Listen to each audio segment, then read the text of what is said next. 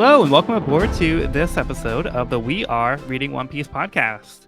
This is a podcast dedicated to following the entire story of One Piece from beginning to end as we focus on one volume each episode.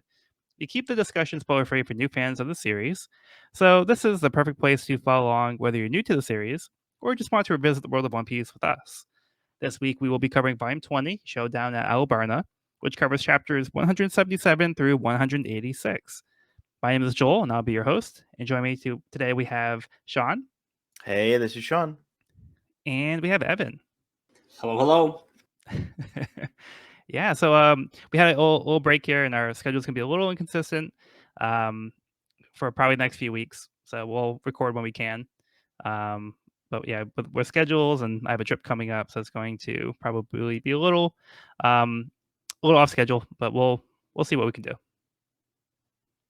But for this week, let's get into the recap from last volume.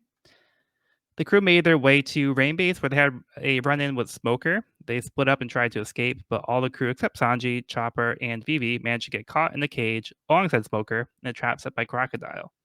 He starts to fill the room with water, giving them a 1-hour time limit to get out. Meanwhile, Baroque Works put their plan into motion by having Mr. 2 impersonate King Nefertari and causing an uprising in Nanohana. This gave the rebels even more fuel to fight, along with some weapons on a crashed ship, courtesy of Baroque Works. Miss All Sunday defeated Pell and brought Vivi back to Rain Dinners to meet with Crocodile, who explained he would let Vivi free her friends if she managed to recover the key to the cage that was gobbled up by one of the Banana Gators. As he begins to take his leave, he gets a call from the unknown crew member, Mr. Prince. After outmaneuvering Crocodile by having Chopper act as a decoy, Sanji, aka Mr. Prince, made his way into the casino and defeated one of the Banana Gators that had swallowed the key, along with Mr. 3, who shielded himself in a wax ball. Trying to get his payback, Mr. 3 throws a key away, which wasn't such a great idea, as Sanji forces Mr. 3 to make a new key out of wax to open the gate. After escaping the casino by getting flushed out, Luffy orders Zoro to save Smoker from drowning, who repays his debt by letting the Straw Hats escape this one time. They find one of Eyelash's friends, a giant crab mover, which they plan to ride to the capital of Alubarna. But Crocodile is less willing to let them escape as he grabs Vivi. Luffy quickly jumps out and takes Vivi's place, telling his friends to keep going while he takes care of Crocodile. The stage is set. Yeah, so let's get into chapter 177, 30 million versus 81 million. As Vivi worries about Luffy, who is now being left behind, Nami and Zoro remind her that Luffy can handle himself, and she needs to focus on stopping the rebellion. They remind her she is not fighting alone. She shouts to Luffy that they'll be waiting for him. Luffy tells Crocodile that he needs to defeat him for Vivi. Crocodile finds this amusing and calls him a fool for risking his life for someone else, but Luffy calls him the fool. This causes Miss All Sunday to laugh, which Crocodile finds less amusing. He threatens her by her real name, Nico Robin. She says he promised not to call her by that name, but decides to start heading to Alubarna. Crocodile plants a small sand timer, giving Luffy 3 minutes to fight him. Luffy starts throwing attacks, but none of them land, as Crocodile always turns to sand on impact. Crocodile tries to tell him it's futile, but Luffy doesn't let him finish by trying to punch him in the mouth. All right, so we finally get the showdown. Luffy versus Crocodile. Who wants to start off on this one? I would ask if Evan does, just because I'm trying to adjust some technological difficulties on my end. All right, Evan, go for it. Yeah, this is what we've been waiting for, this whole arc. So it's pretty epic to see them actually trade fists at this point. I think Oda does an amazing job visually with this fight. Like, the sand looks so good. And Crocodile kind of like evading and just like turning to sand, I think looks incredibly appealing on the page. So yeah, I'm just like super hyped at this point, like loving this battle.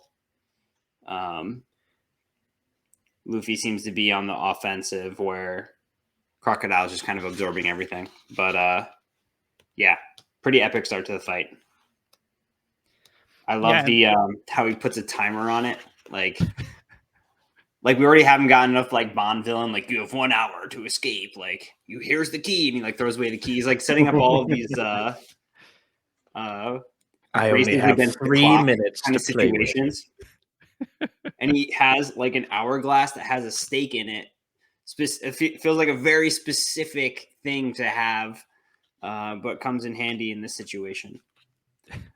He just so happens to have a 3-minute hourglass that has a stake in it that you could throw into the ground and use for this exact moment. Well, that's why he said you have 3 minutes, because that's how much time he has in this timer that he has with him. It's just like, that's all I got. So this is what we have That's to all I work got. with. I left my hour-long one at home. Like, No, but I think that shows like a level of confidence with Crocodile. Like, he's like, I'll give you a chance for 3 minutes, but that's all the time I'm willing to waste with you. 'Cause I have more important things to do. Like, he's not even like giving Luffy like a serious thought. So he's just kind of like amusing. Like, he finds it amusing, and it's going to kind of be like, I'm just gonna like toy around with this guy for a little bit, and then I'll take off when I'm done with him. Yeah, I think that leads to like a really funny dialogue where Crocodile's kind of having this like composed conversation, and Luffy just keeps cutting him off and is like attacking and like throwing everything he's got at Crocodile. And Luffy's taking it very seriously, and he's not. Yeah. How about you, Sean? yeah, I echo. I didn't even notice that the hourglass with the stake in it. That really is very. I mean, it almost. Yeah, that's funny. I love that Luffy's just like. I think at some point, well, maybe he doesn't, because knowing this character, he might actually be like, "I'm making progress." But I think at one point, Luffy like acknowledges that his attacks are ineffectual, but he's still pissing Crocodile off. So that's enough for him to just be like, "What? Would you try to say something, buddy? Yeah. You gotta reform your mouth constantly." You know, in his head, he's like, "This isn't actually working, but like, I'm still gonna do it because it's funny." Like, Yeah, I love this moment where Luffy's stomping the sand, and he's like, "Take that and that." Like, he's like thinking like he's actually like maybe like doing something to him, and Crocodile's like forming behind him. Yep. it's pretty great. And the And whole I time, echo Evan. The effects of Crocodile, that the art here is really a master class of just like this weird, like, particularly even I love that last one after his mouth is reforming after Luffy punches him at the last page. It's Mm-hmm. just like grotesque, and it's like just like, well, you all seen Terminator 2? yeah. It kind of reminds me, instead of liquid metal, it's all Mm. sand. He's kind of the T-1000, but he's sand instead. Yeah, I totally can see that. Yeah, for sure. Yeah, it looks I think cool. the sound effects are really cool. Like just like the amount of like detail that goes into it. Like, there's like a lot of like kind of like heavy shading, because like you can see like the grains. Like, there's this like one panel where Luffy is doing like the Gungam stamp, and like he's like kicking through his head, like, or like his upper torso, and it's just like the sand's like splashing upward. Yep. But like it looks like really cool. It's just kind of going like right through him. Um, so yeah, and this kind of like Evan brought up, I think last episode, how Luffy was like struggling with Smoker, and it's kind of like the same thing that he had with Smoker. The same thing was like he can't actually make contact. He's the devil fruit is like something he can't overcome just by punching. Right. So Luffy's like really outmatched here, but that's not stopping him. Like, Luffy's still determined to try to beat Crocodile. He knows that this is his time to finally, like, try to help his friend Vivi, and there's a lot riding on this fight, because the fate of the whole country, and like his friend is really riding on Luffy. He kind of talked a big game. He said, "I'll take care of this guy for you." So he kind of has to like hold up his end of the deal. Right. A lot of stake.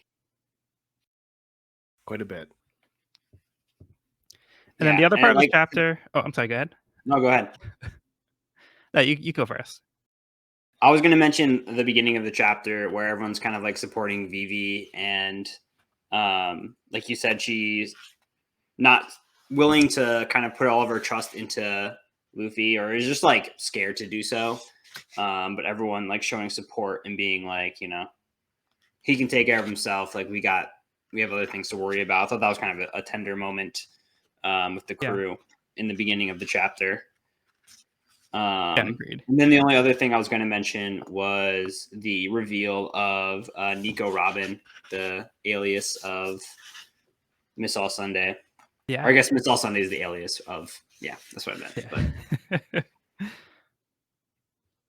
Yeah, I was gonna mention this character, Nico Robin, because like Nico Robin's been like very enigmatic about like what her true intentions are here. Because like the first introduction that the crew had to this character was like she was going to straight up give them like the log post to go to Alabasta, but she also just straight up Right. killed Egram at the time. So, and now like she's been working with Crocodile, but over here she's kind of laughing at Crocodile. She's kind of like having like a moment where she's like finding this amusing, but Crocodile not so much. But like she seems to be enjoying this for like a different reason than Crocodile is, Mhm. But we don't really know exactly what her thoughts are here. Yeah, you feel a little friction between them in the scene. She does not seem happy about he promised not to use that name. So Yeah. Yeah. And then Smoker had mentioned something about this character last volume as well, about how like this woman's dangerous and has a bounty on her head, Mhm. and it could be a threat to the world. So I think there's more to this character than we've seen so far. All right, but any other thoughts on the chapter? Fight's just getting started. Yeah, I'm going to move on. Okay. Ev, you want to bring us to the next chapter? Yep. Chapter 178, Grand Line Level. As the sands of time continue to dwindle, Luffy finds himself on the defensive against Crocodile. After narrowly escaping a Desert Sword attack, Luffy is caught off guard and finds himself in a pit of quicksand.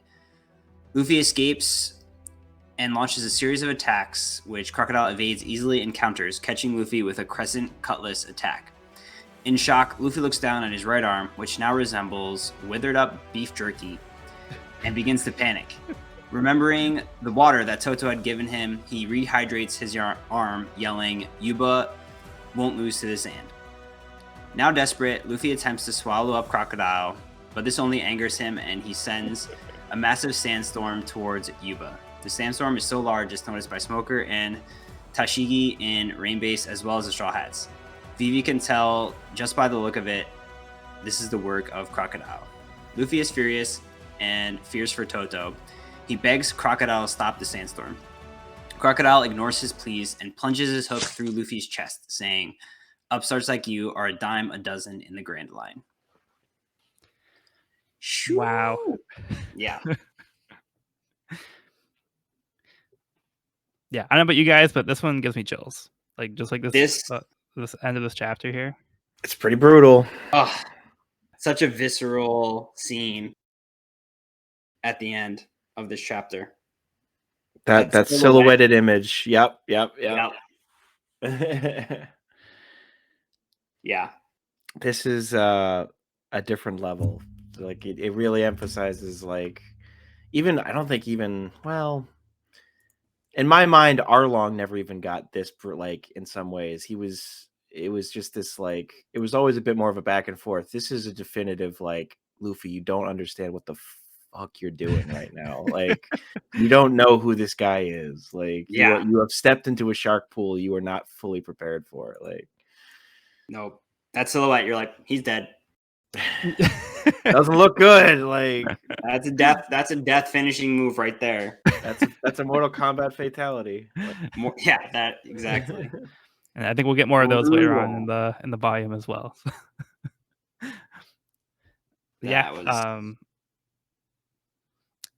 And like the sheer scale of Crocodile's attacks as well. Like I love going from like where you can see like the sand like slashing through, and you see like this like he cut the desert in two, and then when it like zooms out, like it's like a massive like pit that like Crocodile made in the sand, and like Luffy's like just like trying to run out of like the middle of it. Yep. Yeah, so I thought that was really cool. Yeah, very impressive. I love the shot when after Luffy's arm's been withered up, he drinks the water and then he's got this just like jacked up goes full Popeye. Yeah, full on Popeye. Some spinach in that water. Yeah, right. Yeah, that Yuba water has got something else in it. But that was pretty comical. Yeah, and it is pretty shocking to see Luffy's arm like be withered like that. because you think like, oh wow, like is Luffy's arm just gone now? Like, Yeah. because it doesn't seem like he's coming back from that. Yeah, and as he's running away to get the water, his arm looks like a little like wet noodle, kind of like flapping in the wind. Yeah. Yeah, it's not looking good. But it's also quick Unpleasant thinking image. though, because he Yeah. remembers, oh, I have the water. He's like, oh, that'll work. So Luffy, these are like the moments where Luffy has like good instinct, like because he doesn't really have like the book smarts, but like this is like a good thinking. Like he's like, oh, like he took my moisture, so let me go get the moisture because he happened to have some nearby. So like Yeah. that's where like I think Luffy does kind of shine here. And right after he gets the water, he tries to change things up and eat crocodile, and he even says "gum gum munch munch," which feels like he's definitely taking a book from Wapple's Yeah. attack there. Somewhere 100%. Wapple smiles like, Yeah. "Hey, I got through to that kid." Nah, I bet Wapple would like be like, hey, he's taking my moves. We Yeah. gotta like penalize Yeah. him. Stealing Penalty. it. It's against King's Law number 397. Like, That's mine. Wapple's like, you got to eat the whole body if you're going to transform him into something else. You're not even doing it right. And the way Crocodile comes out of his mouth, like he looks like it's almost like Ghostbusters. Like Ghostbusters, where like ghosts come out of like the trap. He's just kind of flying out like a ghost. oh yeah. Yeah, but I that have is not hilarious. seen Though, like the Ghostbusters in long Gum enough, Gum Munch but I get Munch. you. Yeah, that was pretty funny. Luffy's face, right after, like right as Crocodile stabs him, right after he says "Stop it right now" or something. It's just this like blood curdling image. It's really good. It's a short little thing at the side of the panel. Yeah, Yeah, good stuff. good stuff. Yeah, I think Well, this is bad like, stuff, but yeah. Good storytelling. Good storytelling. yeah, I feel like Luffy really let his guard down. I think he let his emotions kind of take over and was just like got into a screaming match and forgot he was in like a battle to the death, and suffered from that. Yeah. This is just Man. pure desperation here. And the cells with the hook and like just a cell with the blood dripping, like damn, Yeah. gnarly. And then the straw hat just on the ground. Yep. And like just the fact that like Crocodile is like toying around with Yuba, was also like I think it's like really great to show him like as a villain, because like he's like as a form of amusement for him, he's again toying with like this village. He's like I've been just like throwing sand the sand twisters at this one town, like Mhm. just to keep like hitting them over and over again. And so he's aware of like Toto like digging over there and like not abandoning it, and he's just like taking advantage of that. So it's really pretty sick of him to be so It is relentless a about this. deeply cruel move for Yeah. So very evil. little gain on his part. Like, Exactly. Yeah, that's just some evil shit. indeed. But he And knows doesn't it's, even acknowledge Luffy at the end after like impaling him. He just kind of like disses him even in that moment. Like never really like took him seriously, I feel like. yeah, and then like he knows that this attack on Yuba is kind of a way to get under Luffy's skin as well. So to him, he's just kind of digging at him, Mm-hmm. Yeah, along with literally digging the hook into his chest. Okay. Oof. Yeah. I mean, you're not wrong. All right, ready to move on to the next chapter? Ready. Chapter 179, Showdown at Alubarna.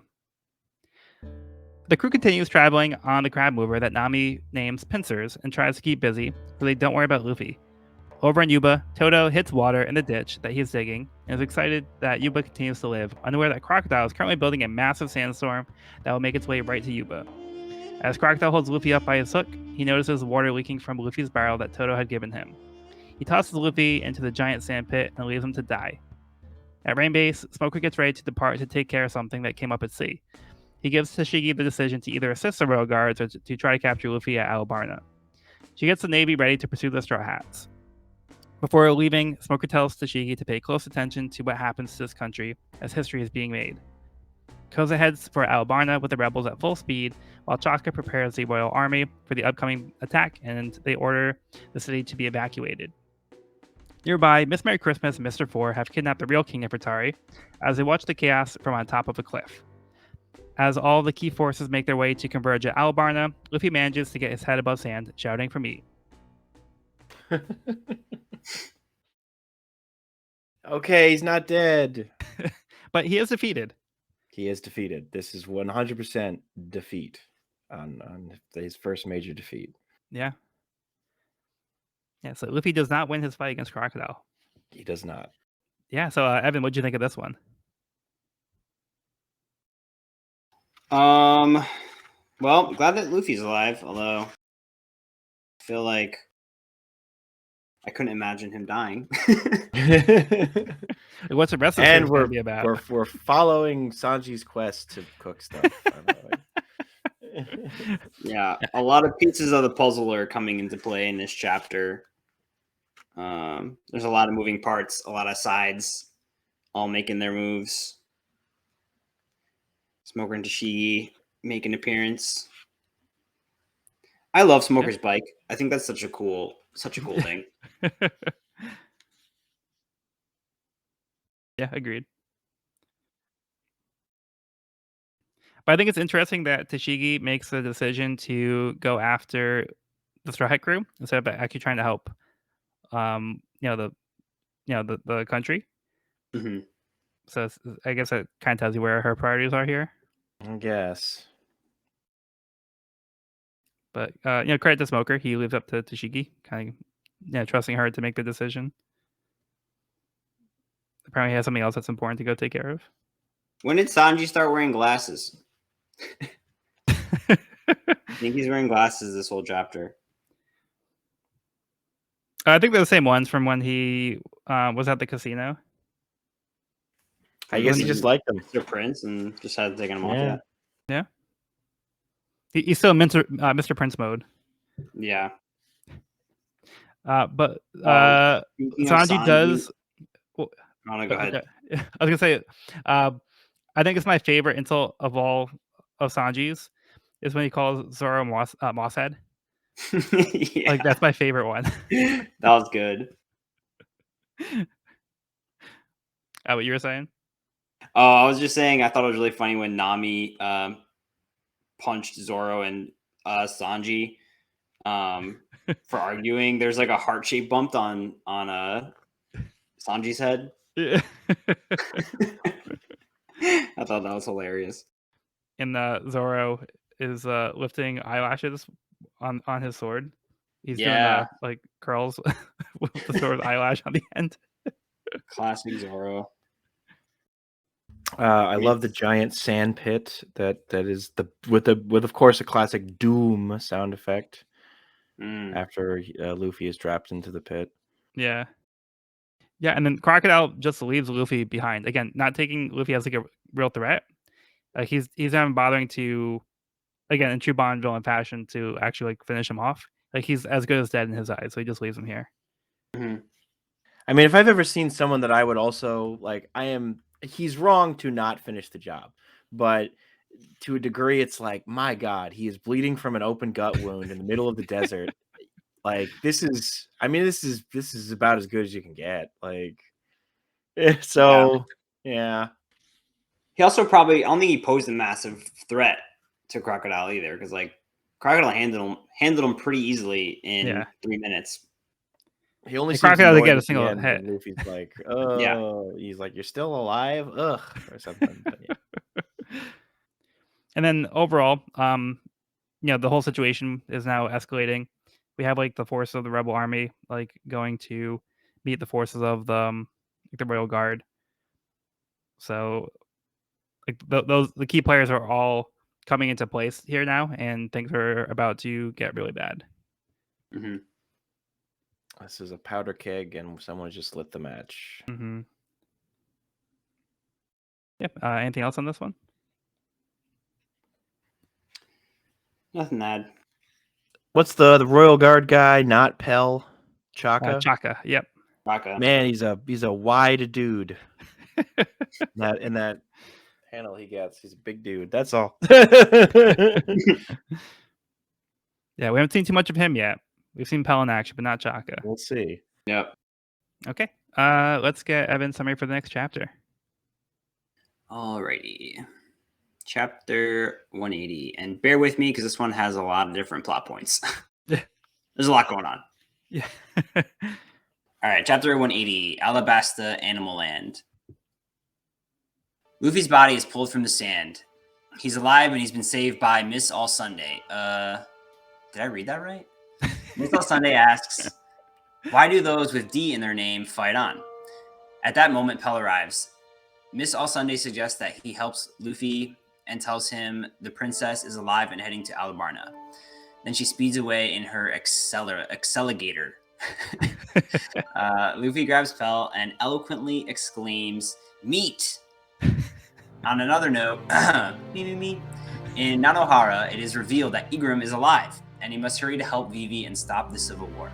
The rebel forces are 5 hours away from Alubarna. In Yuba, the sandstorm has arrived, but Toto stands defiant and yells, you'll never defeat Yuba. Meanwhile, the Straw Hats on Crabback reach the Sandora River. With no way across, they decide they must swim when they are attacked by a giant catfish. Just in time, the catfish is KO'd by the Kung Fu Juguns. The Straw Hats are helped across the river on the back of the unconscious catfish by the Juguns. 2 hours later, the Straw Hats reach the opposite bank and decide their next move when serendipitously they are met by Squadron leader Karoo and the Supersonic Duck Squadron. 1 hour before the clash at Alubarna, the remaining Baroque Works agents spend time arguing over their next move, but they're all in agreement that they must get rid of Princess Vivi. Dun dun dun. Yeah, so lots of different animals in this one, so I can see where the title came from. Yeah. Yeah. A lot going on. The Kung Fu Juguns. A lot of returns as well. Yeah. Yeah, so like I said, there's a lot to unpack in this one, I think. So first of all, I'm glad that Igaram is back. Igaram, Yes. my boy. Yeah, I mean, we surprised to see the return I was of Igaram. surprised, but so happy. So Okay. happy. Yeah, this is one I was trying to not reveal. So I was trying to be very careful to not give anything away. Yep. Because yeah, so he made it. We don't know how, but he's alive. So Yeah. Did not see that coming, but very glad to see his return. But also, beginning of the chapter, Miss All Sunday, like what? I did not see that coming. yeah. So what do you make of this? Yeah, you don't know what to make of it. I mean, I feel like Miss All Sunday obviously has some ulterior motives. But she mentions the name D, which has been a recurring theme that's coming back. And Luffy doesn't even really seem to notice what she's saying. But he's also like bleeding profusely from the chest, so I feel like he's probably doesn't have all of his wits about him. But then she very coolly like gives him the hat again, which is the second time she's done something like this, which I think is really cool. And like the way they show it in this panel is pretty awesome. It's like a frisbee. Yeah, like she like frisbees into herself, but it's cool because I feel like she clearly like understands that that's something that's important to him, and so it almost kind of feels like a friendly gesture, which makes me think that she might not have evil intentions for Luffy. And she also did just save his life, which obviously is another clue that she doesn't have bad intentions for him. But like, yeah, I thought this was very interesting. And, you know, Ms. All Sunday's kind of been like in the shadows and is kind of taking on more of a present role in the storyline. Yeah. So that's kind of exciting. So I'm very curious to see where that goes. And also, Pell is still alive, so she didn't actually kill Pell. Yes. So love that's Pell. Also good. Yeah, very glad to see Pell not dead. But I do get the sense that you get Cole alive, Egram alive, Luffy alive. Nobody Like, dies in this series Yeah. ever. Dog got faked out. Yeah, I do get the sense that Miss All Sunday is curious about things, and like she's curious about the name D. Yep. So yeah, I just get the sense that she's trying to find more information, and she doesn't really find Luffy gives like a really like any information that she's looking for. But she's just curious because like his name is Z. She's like, oh, do you know anything about this? Like, but she's kind of like she still helps him anyway. Like, but she could have just left him for dead. So I think it kind of says a lot about her. Yeah. She's got big plans. Big plans. Can we talk about the Alligator for a second? Yeah, go for Let's That do thing is sweet. it. He's got 2 bananas. That's how he gets his power. There's like a banana spoiler on the back with some like racing stripes. It looks like he has like a little like cockpit kind of thing too. Yeah, it's very cool. I love the design. I thought that was super fun. She like zooms off in it. That was great. Also, thank God for those Kung Fu Juguns, because Kung Fu Juguns. They've been in trouble without them. So it's a good thing that the little moment where they had the little training session, you know, that paid off because now they came back. That paid off big time. Mm-hmm. It's a miracle. He's running on water. Oh, yeah. Glazed over that in the summary. He's picking up speed. It's the power of love. It's the power of love. Will this do? Yeah. Yeah, this is where Chopper's like animal talking abilities are coming into play. Because he's able to translate and say what is gonna like get Pincer to keep going. Or Pincers. And I can see why they're friends, the eyelashes and the pincers. You know, yeah, they have a lot in common. Yeah. Oh boy! I also love the reveal of the Supersonic Duck Squadron. Yeah. What a cool group of homies! I feel like they all have like very distinct looks. Yeah, for sure. Do we get their names at some point? We do. They're in the SBS. That's right. Yeah, I do have them. I think I had them listed here. I can give them after the next chapter. Okay. But yeah, I have them written down here. Pretty great. Anything else on this one? I think we're good. We're good. The Duck Squad will carry us home, even if the crab can't. Yeah, just getting rides here and there. Okay, chapter 181, Supersonic Duck Quiz. The rebels are now within sight of Alubarna, causing the Royal Army to raise their defenses. The Baroque Works officer agents gather at the main gate in anticipation that Vivi and the Straw Hats will arrive there. Mr. 4 is the first to notice the crew coming into view. Miss Merry Christmas spots them with the binoculars and sees that they're riding ducks. She is surprised to see 6 of them, as there should only be 4 left with Luffy out of the picture, but Miss Doublefinger points out that Mr. Prince and his partner would make up the other 2. Mr. 1 says that they just need to worry about taking out Vivi, but then they realize that they're all wearing matching cloaks, so that they don't know which one is her. Mr. 4 launches a volley of exploding baseballs at them, which they evade and split up. The officer agents decide to do the same and head to meet them at each gate. Once the agents each catch up to their respective targets, Zoro, Usopp, Chopper, Sanji, Nami, and Eyelashes all reveal that none of them were Vivi. Vivi comes out from behind the rock with Karoo and makes her way to the now clear entrance in hopes of stopping the rebels.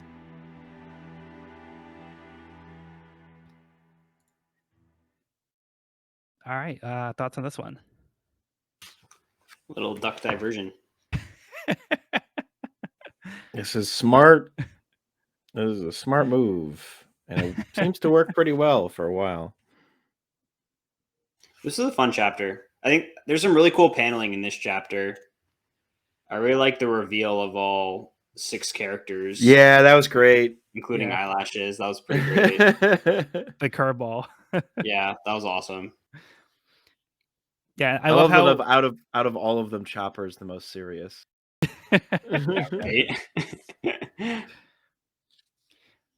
But like one thing I love that Oda does here is that he has the characters in universe give an explanation as to like what the readers might be thinking as well. So it's like, oh, okay, so that makes sense. We can account for all those characters. So we as readers up to a certain point just go along with it and think BB is part of that group. Right. And then when we get the actual reveal and see the eyelashes was like the wild card, because like that's not something I would have ever thought of, but eyelashes was riding one of the ducks. So yeah, that's a great reveal. Yeah.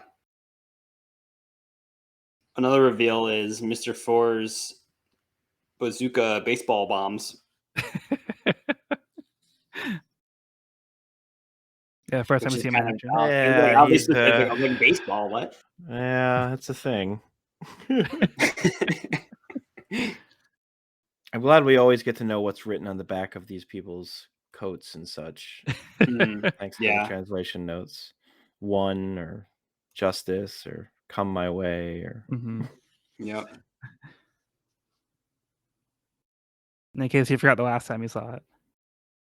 Yeah, just in case. Mr. One continues to be the weirdest looking dude. Like, I mean, there's a lot of weird looking people, but his goddamn body is so weird. He's all fingers.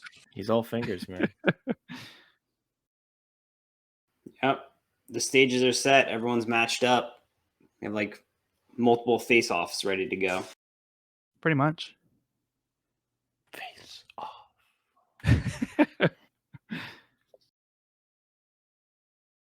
Yeah, and now we do get the clash where the armies are now like within basically within like distance of each other now. Like they're about to they actually get into the fight. So there's kind of no stopping it at this point. So like yeah, that they arrive here and they're gonna try to stop the fighting, but it might be a little too late. Just a bit. Maybe we can just minimize the damage as much as we can. That's the hope at this point. I will never get tired of Mr. Tuban Clay's poses of just with his hands like this. And just... But then the battle begins first. What are we supposed to do? Also, when the ducks are approaching, he's like, "It's so iffy. It's so iffy." That was funny. Yeah. Yeah, Mr. 2 has some of the best reactions here. Yeah, I don't think I have too much more to add here. Same. Let's get to it. Okay. The only thing is, let me go through the names of the Supersonic Duck Squad. Yes. Yeah. So the names that they have here, like Oda actually goes through the line because there's a picture here, but I'll just give the names. So we have Cowboy, Bourbon Jr., Centaur, Hikoichi, Stomp, and Ivan X. So not really like a consistent like naming basis. So they'll have like pretty unique names. But I like Cowboy. I think it's cool. I'm a Centaur fan. I like Bourbon Jr. Yeah, they're a good group. Solid group. Okay, and then we get the next part of the new cover story. So moving on from Django, we get to short-term cover series number 4, Escapee. A 6-armed figure leaps off the side of a marine vessel into the ocean. Looks kind of like a scorpion. I guess I scorpions wonder. are arachnids, right? Oh, they have 8 legs? Right? Irrelevant. Wait, scorpions are arachnids? Yes, they are. I Yeah. wasn't sure if you were joking. Yes. Yeah. So I mean, possible. It's possible. I don't know why he's jumping in the water though. Okay, and how about we get Evan's summary for the next chapter? Okie doke. Chapter 182, Roar. Vivi and Karoo stand between Koza and his 2 million rebels charging towards the south gate. As Koza draws his sword, Vivi yells, demanding the rebels to stop. Koza barely makes out her silhouette when cannonball fire obscures his view. Chaka reprimands his soldier for the rogue cannonball, but turns out the soldier is actually an undercover Baroque's works agent. The rebels continue their advance through the smokescreen. Vivi continues yelling desperately. In all the confusion, Koza passes right by Vivi. As the cavalry charges blindly through the smoke, Vivi is about to be trampled when Karoo uses his body as a shield protecting Vivi. Chaka fires the cannons, and the Battle of Alabasta begins. Vivi is still determined to stop the war. She recalls something she learned on the merry-go, to never give up. Suddenly, Usopp arrives on a horse and offers to help Vivi. After he disregards Karoo, Vivi knows it's not the real Usopp, and she makes a run for it with Karoo. Mr. Tuban Clay shows his true face and pursues Vivi.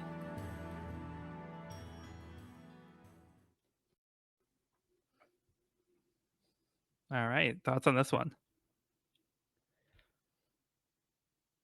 This is an intense chapter. I kind of glazed over some details there in the summary, but The intensity on Koza's face as he charges in, super good and super sad.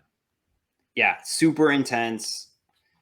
And the passing of Koza past Vivi, like ships in the night, that was pretty heartbreaking. Yeah, for sure. That's what I was thinking as came well. all this way and came so close, and it was kind of all from a fluke that this Baroque Works agent kind of like launched a cannonball and disrupted the whole plan. Ugh. Like, Yeah, oops, my bad. Was that me? Whoops a daisy.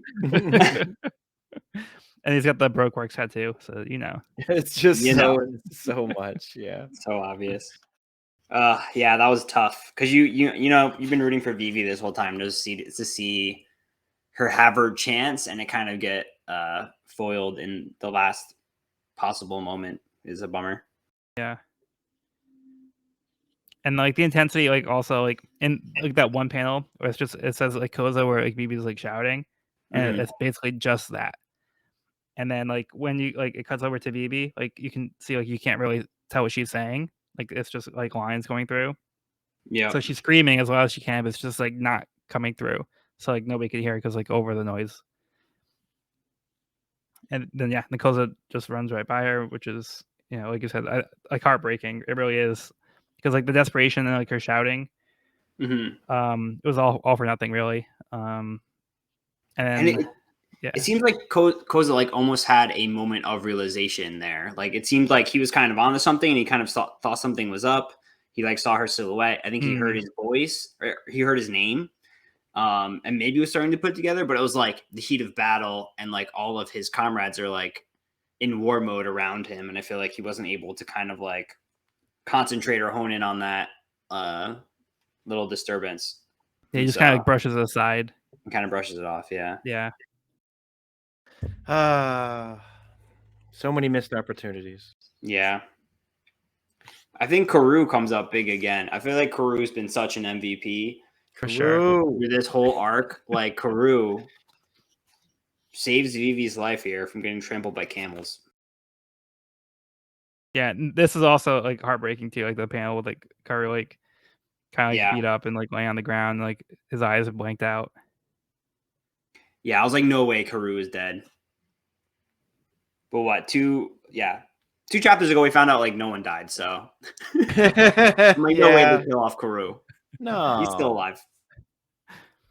Like how much of a beating can one duck take? Yeah, Karoo's been through it. Oh, this was also a sweet moment for Vivi when she's downtrodden because everything is just like falling apart. But she doesn't give up, and she's like, I learned something, with the straw hats and like being on that boat that, you never give up. Yeah. I thought that was a great panel. Usopp. Sure. Yeah, and the Usopp shows up. Woo! Usopp to save the day. But then, like a few panels later, we see Usopp is like completely beat up with eyelashes. Yeah. Yeah, I didn't mention that in the summary. It's like, yeah, we got clobbered in about 2 seconds. Yeah. 1 second each. Yeah. Hilarious. That's all it took. Oh, 1 second each. I didn't even see that. Yeah. That's hilarious. It's like you should have held out longer. You should have tried a bit longer. Yeah, so we know Mr. 2 got away because Usopp and the eyelashes couldn't hold him off. And Usopp even had the bandage or the marker. Oh, Mr. 2 had the bandage on his arm. Yes, sorry. Yeah. The not Usopp. Yeah, the fake Usopp. Yeah, so so Usopp presents the bandage to show that's him, but then BB realizes it's not him for some reason. So we're like, well, what is it? Like, he has the thing that they showed us that they planned ahead of time.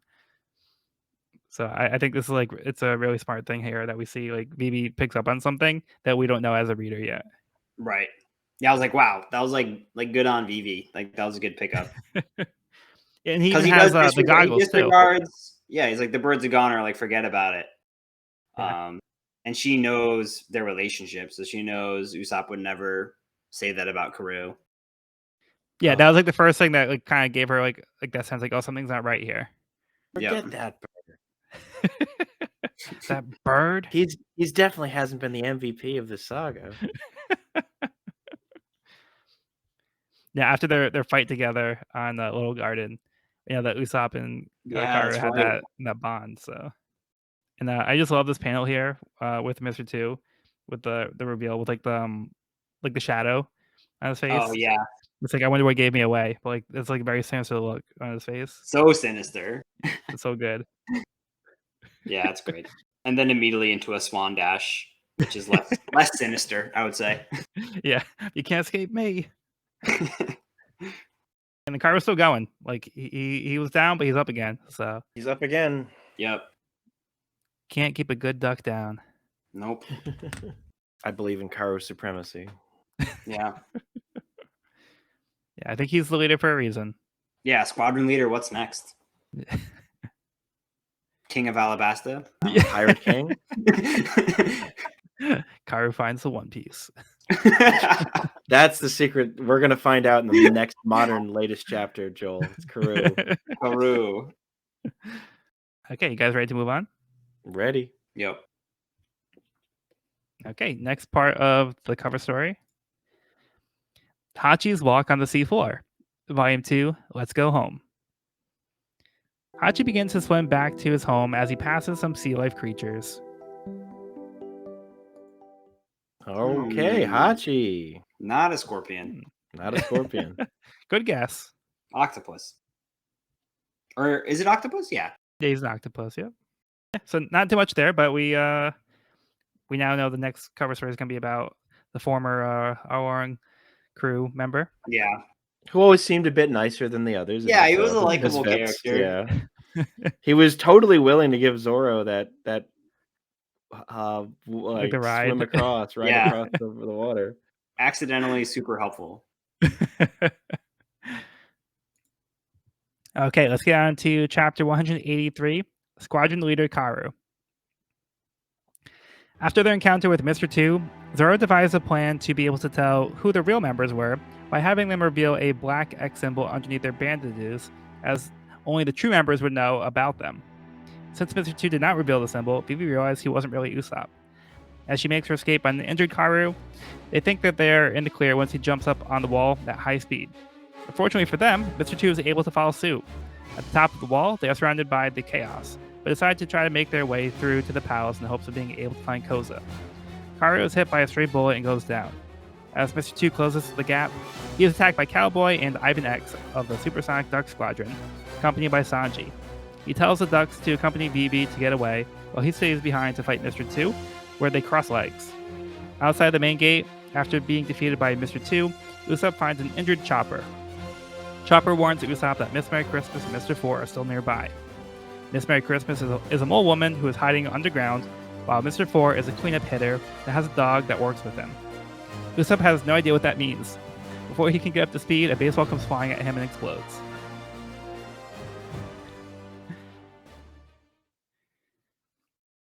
All right, let's start with the reveal of how they could tell who the real ones were. Brilliant. Double bluff. Brilliant. Right? I was thinking that. Like, I remember thinking that when they first did that. I'm like, I hope they have like a password, like a special like word or something to go along with that, because like, it's not perfect. It's not perfectly fail safe, you know. Mm. But Zoro thinking ahead. Yeah, it was very smart. Very smart. Yeah, because like I think it was smart that Brokeworks picked up that they did that Mhm. and that they were trying to use it, but it was like extra, like it was like next level that like Zoro thought that far ahead too. That like, oh, if they pick up on that, we have like the true thing hidden behind it, which they can't see behind the bandages. So I thought that was like a really brilliant reveal here. Mhm. Wow. And if Karoo wasn't making a play for MVP last chapter, I mean, this chapter, come on. So I love that comical moment. Like, Karoo runs straight up like a sheer rock face. And it has kind of like that classic cartoon moment where like you're hovering in mid space and kind of like is able to he's like, able to like flap over to the edge. Like, maybe he did it. It's like, but you can't fly. It's like, yes, I can. That was pretty funny. I can fall with style. Yeah, then Mr. 2 is not letting them get away. I said, wait, I'm going to eat you. He was determined. And just runs up the cliff. Man, what a heartbreak too when Karoo goes down. Yeah.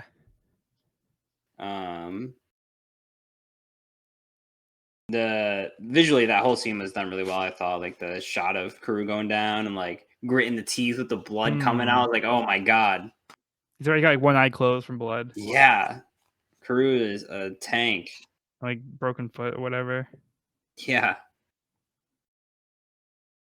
Pure determination. And then just when you think the Swans are going to beat the Ducks retaliate. And that the shot, Bird Wars. Yeah, the Bird War. The shot of begun the Bird War. What is it? Cowboy and Ivan X? Are those the two that are in there? Yeah.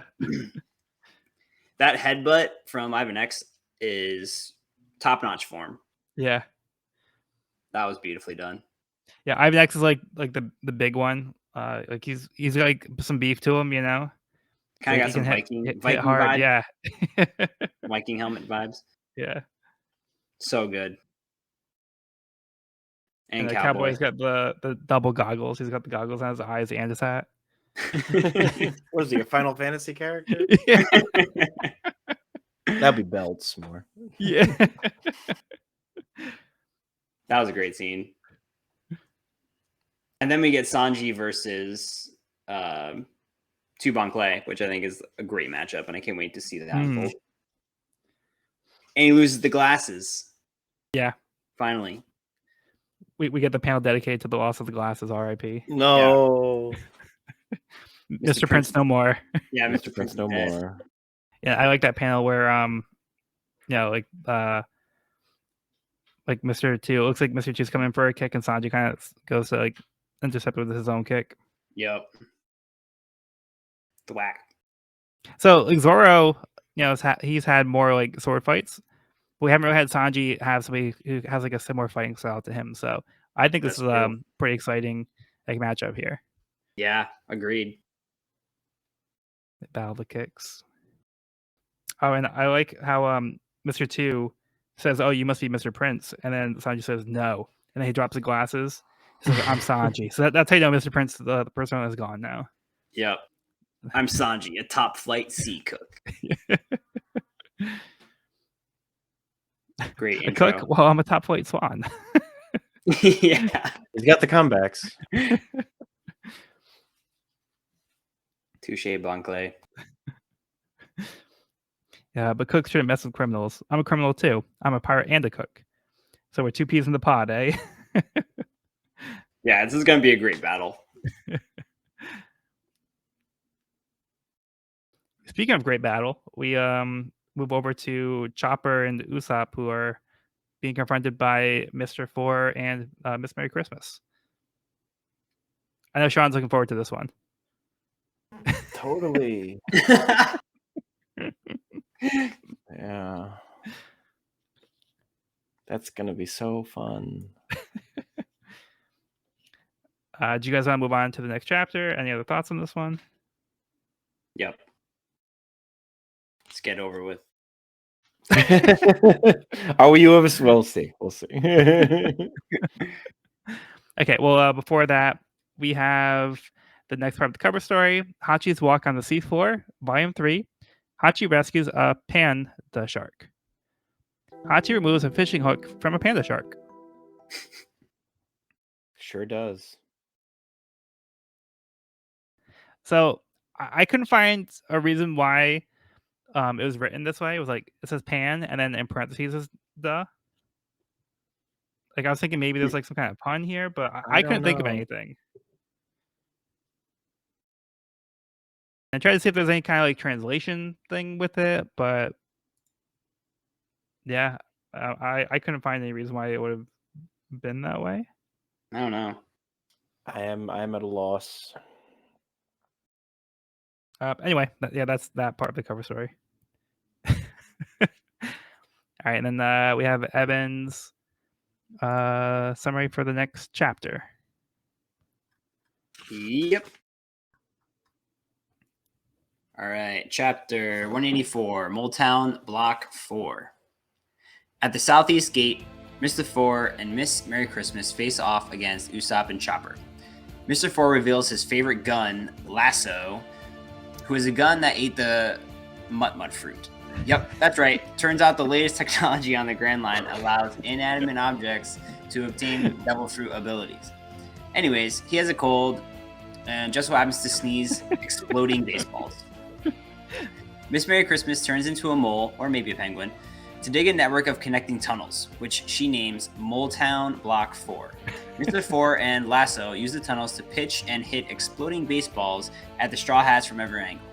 After a few narrow misses, the Straw Hats need to come up with an answer, and fast. That's when Usopp decides to use the tunnels himself and reveal his secret weapon, the 5-ton hammer. Usopp whacks Mr. Four over the head with the hammer and readies himself for some life-sized whack-a-mole.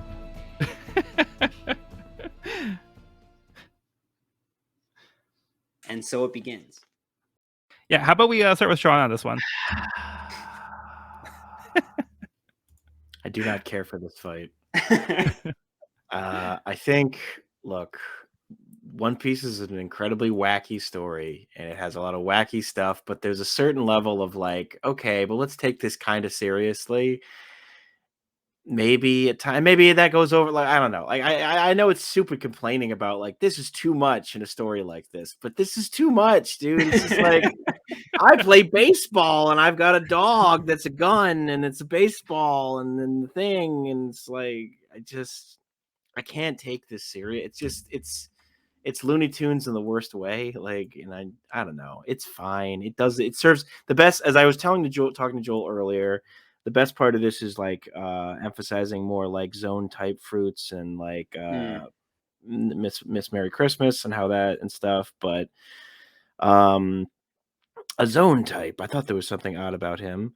It's a cool idea, but I don't care for the dog thing. It's creeps me out, honestly. It's weird. I do like Usopp's 5-ton hammer. It's awesome that he's become that strong, and I'm excited to see more of this technique of his incredibly powerful hammer. Yeah, that escalated quickly. Yeah, it really did. That whole sequence, though, at the end when he flips the hammer and he's like, "It's Captain Usopp." Usopp. Yeah, it's so good. The Destroyer That's King. So good. The Destroyer King. I've sunk countless numbers of warships. People call me the Destroyer King. Yes. I And mean, then we know Chopper. it. We've seen him do it. The Chopper is like amazed. Yep. So yes, that is the best parts of the chapter. Usopp and a bit of lore. The rest of it, not for me. But Evan, what about you? Yeah, it's like a weird combo of abilities and people. Like it's literally life-size whack-a-mole, like massive hammer and a literal mole with multiple holes. And then yeah, Mr. Four and Lasso. Is it Lasso? Did I say that right? I think it's Lasso. Lasso. Well, Unless it's Lasso. Lasso. Because I think it's 2 O's, right? Yep, it's 2 S's, 2 O's. I think it's Lasso. Lasso. Achoo. Lasso. God bless you. I thought, yeah, I'm kind of with Sean. I thought this was a little too bonkers off the wall. Just like a motley crew of heroes and villains, really. But yeah, it is cool. Like, having multiple Zoan types facing off. Yeah, it feels like we went from like being introduced to the concept of Zoans, now like they're all over the place. Yeah, Like just from like Alabasta alone, we've been introduced to like what 5 more Zoans or whatever. yeah, totally. Hell, and is Lasso technically a Zoan type? Yeah, because he's a gun. So the actual devil fruit is the Mutt fruit. So this is a really wacky concept, and like when I first went through the series, like this did not make any sense to me. I'm like, how did the gun eat it? So, but it said technology, so maybe there's like a way in which I don't know. Yeah, so I feel like early on in the series, this doesn't make a lot of sense. But like as I've been exposed to the series more, I feel like this I don't even like bat an eye at this anymore. So, but going through like it is very wacky. But I think it's part of the fun. Like I can get where Sean's coming from, but like it doesn't bother me in that way. But Mr. Four and Miss Merry Christmas are also probably like my least favorite characters of Brokeworks. Yeah, like just in general, they feel very one. They're the same joke. It's Mr. Four doesn't talk, and Miss Merry Christmas is really loud and annoying. Like it's like, like one talks too much, don't just talk enough. One's too fast, one's too slow. And then like when Chopper explained like what was going on, it didn't make any sense. But like he was explaining he's a gun that shoots baseballs that explode, and like the other guy is a cleanup hitter, the other one's a mole. It's like okay, sure. But then it was like, what are you even talking about? And then now it's clicking for him. But yeah, I don't know.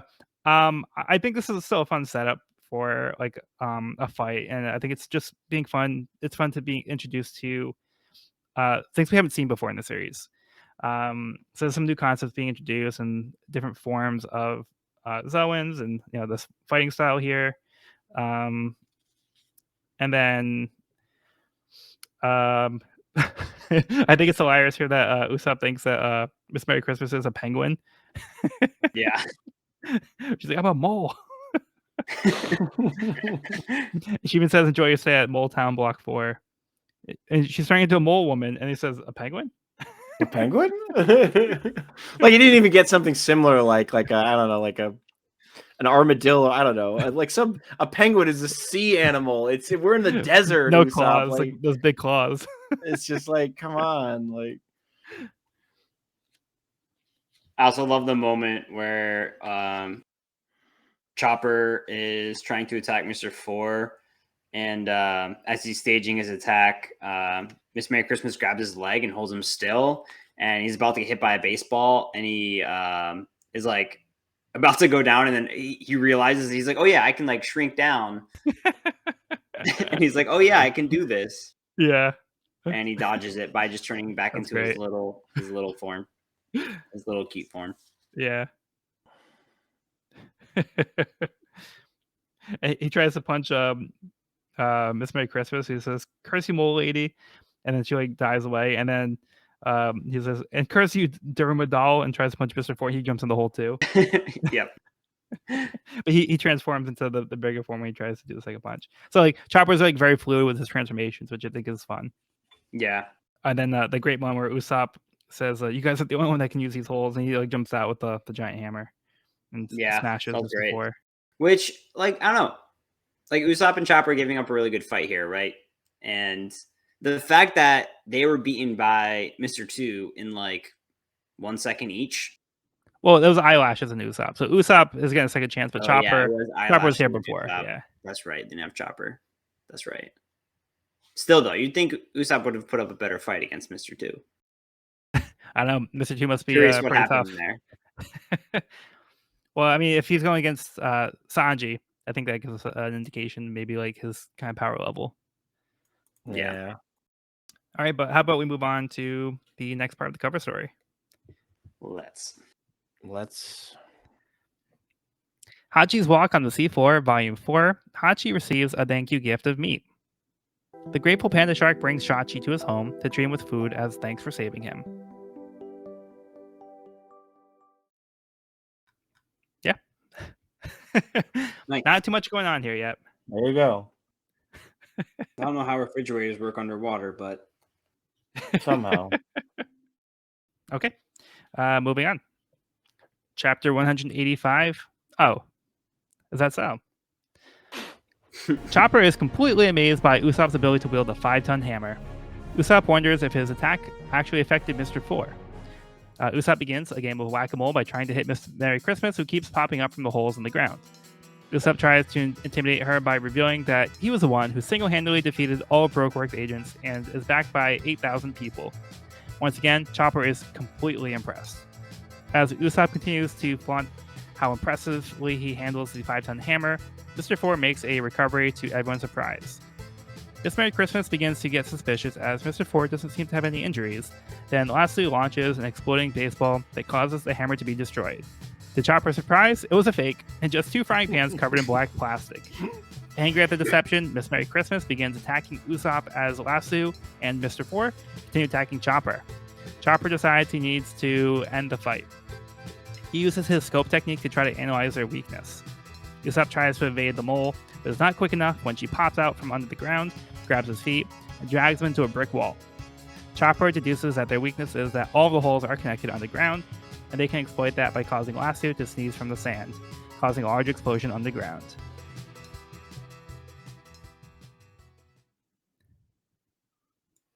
Well, darn. I was hoping Usopp's hammer was a bit more than that, but I must admit, I love that it wasn't. the mechanism is impressive. yeah. You know, collapsible, easy to carry. Net weight 4.4 libs. I always say that. Pound. That's a great back. Yeah. Yeah, thoughts on this one? Paper mache. Paper mache.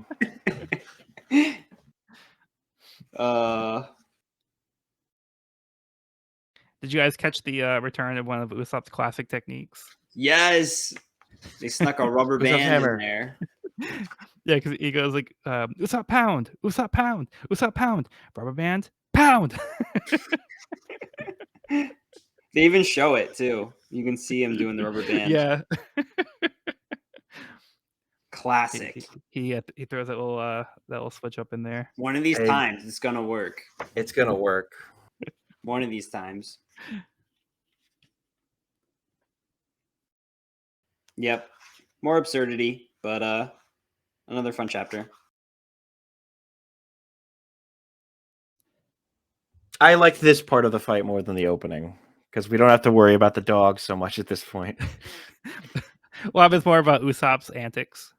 It is a bit more of an Usopp's antics. Once again, like Usopp is bragging over here, and then Chopper's just like buying every single word. So he says like, "I have 8,000 people working for me." Like Chopper's like, "Really?" And then like when Really? Usopp realizes like Chopper's like giving him attention, he's like 5 tons. He just like lifts the hammer. He's like trying to show off now. Like he's like just doing things because he knows Chopper's like paying attention to him. So funny. Yeah, I think that's so funny. And then when they find out it was a fake, he's like, "Of course it was fake. You thought I could really lift 5 tons?" I mean, he's like showing off, saying 5 tons, 5 tons.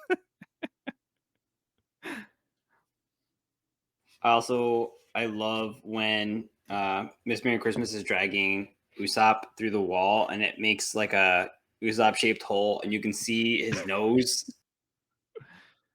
His nose made like a clear cutout in the brick wall.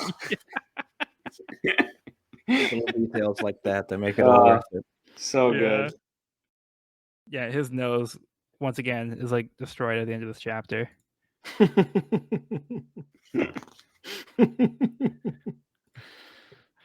Usopp, stay away from that mole. You don't have to tell me twice. The weakness. I love how serious, like the weakness of Moletown. It's like a detective explaining the motive of the killer at the end of the story. Just like, now you truly understand the depths of your failure. So you think this could be kind of like super like detective work to come up with the solution as to like what would be the weakness? And it's like, no, that seems pretty straightforward. Seems about it. But I mean, I kind of like this little gimmick of Chopper. Like this, like the second time we've seen him use it, but yeah, this is the second time we actually see him in a real fight too. So it's like the second time we had an opportunity for him to actually use it. But yeah, I just don't know like how effective like it really is. But I guess we'll see It's next good. chapter. You talking about Chopper's abilities? Yeah, he does like the scope, like as a specific thing he Yeah, the does. scope. Yep. Yeah, I mean, I don't really have too much more to add on to this one. I told you. It's I'm glad it came to a cool explosive conclusion. Yeah, I mean, it's one of the fights. I mean, I enjoy these fights, but it's just like there's not really that much to really discuss. And I think we've talked about like all the fun moments with the Usopp Hammer stuff. So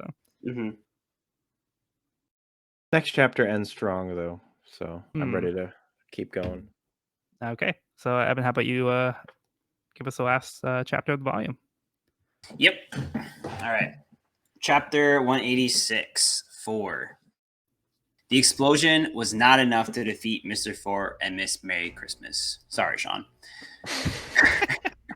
Usopp tries to run away, but is caught by Miss Merry Christmas, and she reveals that Luffy is dead and mocks his dream to become the Pirate King.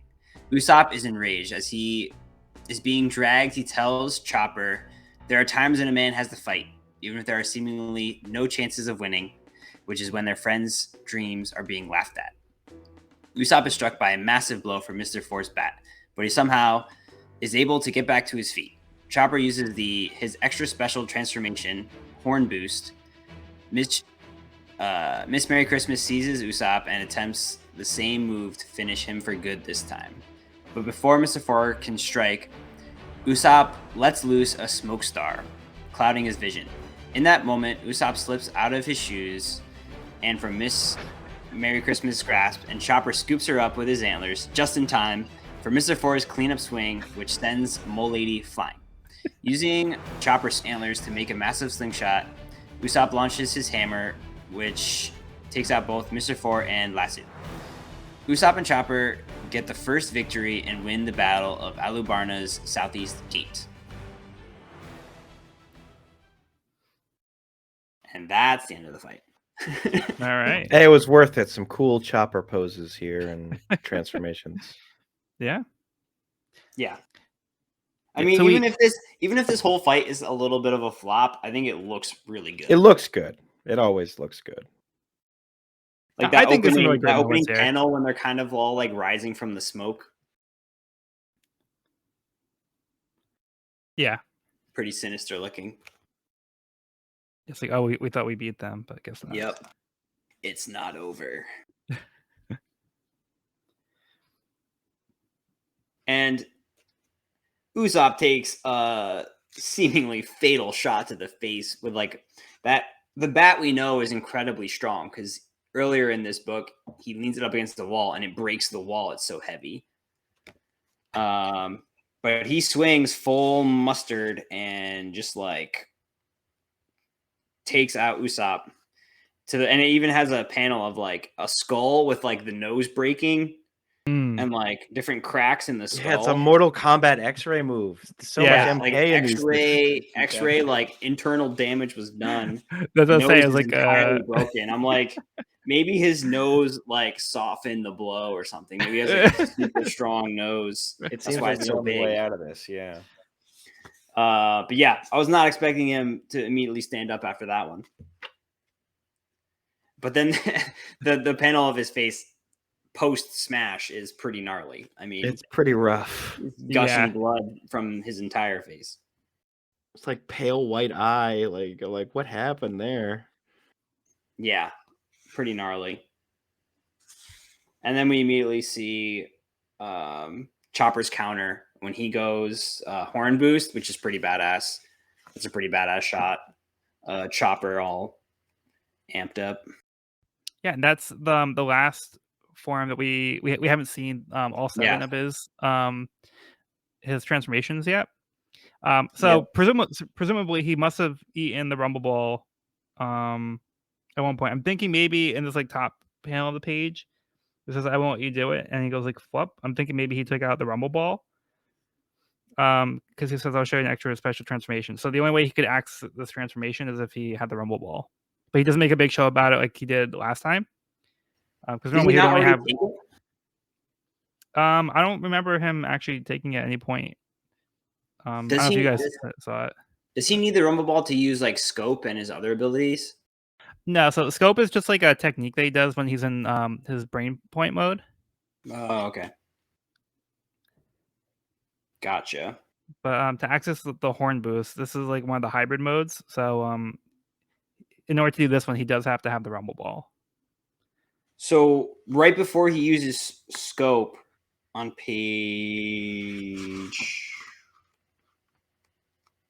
I don't know what page, but there's a panel right before he uses scope and he says rumble, and then there's a little chomp and like an action of him biting. Okay. Oh yeah. That's right before he uses scope. So that's what I was thinking. Like maybe he needs rumble to use like scope and brain boost, which he uses back to back right there.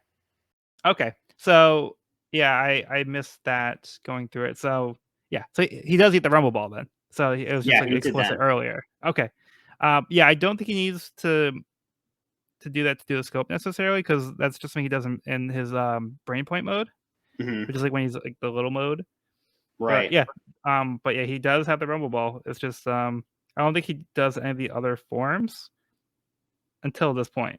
Until that one, yeah. And how long does he have that for? Is it 3 minutes or 5 minutes? Yeah, 3 minutes. So where's that Crocodile's little sand timer when you need it? Yeah, right. Exactly. Perfect. He's gonna buy one of those from Crocodile. Yeah, it was great. I think Oda just likes fights to be 3 minutes long. Yeah, so it's a good amount of time. This fight, 3 minutes. This was a good finishing move, though. I think it was a good like teammate combo move for Usopp and Chopper to take down everyone. It was a satisfying end. Yeah. And I love this like character building moment for Usopp and Chopper. How when they find out that like Luffy was, they were told that he's killed. They say that's not true. Like he's gonna be the king of the pirates, and they like have this like absolute conviction in their friend, and they believe in Luffy 100%. So even though like they're like like they're being laughed at as like him king of the pirates, like that kind of thing, they don't waver and they stand up, and that kind of gives Usopp like the courage he needs as well to keep staying up to fight. Yeah, Usopp showing some real resistance in that battle because he took some shots. Yeah, both bat and baseball bombs, and getting dragged through walls. Yeah, took a beating. I do like we get like this combination of Usopp and Chopper, because Chopper's so new to the crew, and I think it's always fun to see like these different interactions with different members of the crew like individually. So like it's nice that we're getting this like kind of opportunity to put them in this situation, because like there's a lot of different combinations we can have with the crew members. So I think it's just fun like seeing them in action. Absolutely. It's a new Definitely. flavor of fight depending on which 2 or 3 or whatever are mixed up together. Exactly. And And it's only gonna Chopper's get a better strong as the fighter crew- too. Yeah. Yeah, and He the sure teamwork is. with the hammer shooting star. It Yeah, just, that like, was shoots the sweet. hammer with using Chopper's horns or antlers as the yeah, the antlers as the slingshot. That That's was pretty pretty great. great. And at the very end, someone call a doctor. You're a doctor. Yeah. You're the best chance we've got, buddy. That's We're funny. not back in Doctor Town, whatever. What's the Wapples Yeah. place? Yeah. 20 doctors or whatever. Yeah. Yeah, Cool that's where we finale. end the volume. After the end of the volume, there's a really cool page, the battle map, which kind of like sets up the stage for the next volume, which I thought was kind of cool. Oh yeah. Yeah. So it says like Mr. 2 Bon Clay versus Sanji, Mr. 4 Miss Mary Cribs versus Usopp and Chopper, which just concluded, and Mr. 1 and Mrs. Doublefinger versus Nami and Zoro. Gonna be some fun matchups. Setting the stage. Set in the stage, and it shows it on the map where all these are going down, which is kind of cool. Yeah. Yeah, Oda does enjoy his maps. Yep. Yeah, Brokeworks has had lots of maps. All right. Yeah, so final thoughts on the volume as a whole.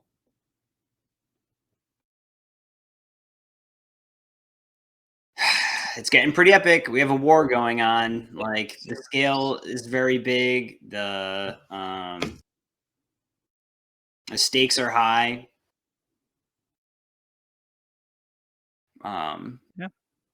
Yeah, I think Crocodile's such an amazing villain. Like I'm very curious to see what it's going to take and how this crew is going to take down Crocodile. Yeah, how about you, Sean? It was all worth it for that opening Crocodile 5 versus Luffy. That whatever my slight misgivings about the wackiness of the later stuff, it's all worth it for that initial encounter, the silhouette, the just the first time Luffy's ever been soundly defeated in such a way is just a fantastic story point that any slight hesitation I have about it's a dog gun, whatever, doesn't matter. They could have had 2 more chapters of these two fighting and I'd still be happy because of the initial fight. So It's actually a gun dog. that's what I am gonna strangle you from across the United States, Evan. Yeah, I think that there's a lot of really strong stuff. No, you guys talked about it, right? Like Luffy versus Crocodile, like the main character was like very easily defeated. Like it was like not even a contest. It was just very, very brutal to see Luffy like get defeated that badly and just be like so ineffectual against Crocodile with all of his attacks. Miss All Sunday, I think, is really intriguing. Not entirely sure. I mean, I know exactly where it's going, but but you know, I think it's fun at this point, like to not really be sure like what her deal is. So I think that's a fun little mystery. You know, the Supersonic Duck Squadron is like a super fun concept. I think they're really cool.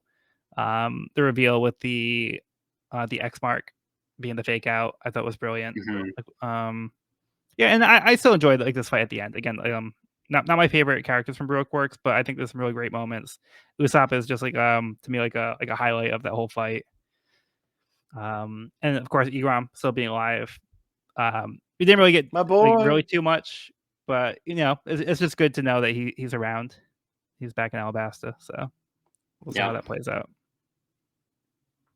Hoping Karoo pulls through as well. Yeah.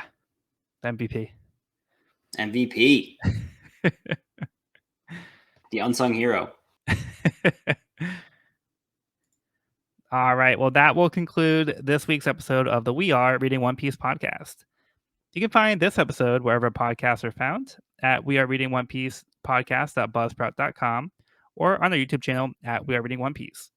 This is a spoiler-free channel up to where we have recorded the podcast. So if you're new to the series, you can visit the channel there. You can also find me and this podcast on my YouTube channel at Pirate King Codex for various One Piece content. Next week, we'll be discussing Volume 21, Utopia. I've been Joel, and I've been joined by Sean This is Sean. and Evan. Thanks for listening. All right. Well, thanks for coming along. Be sure to bring along all of your hopes and dreams, and we'll see you on the next episode.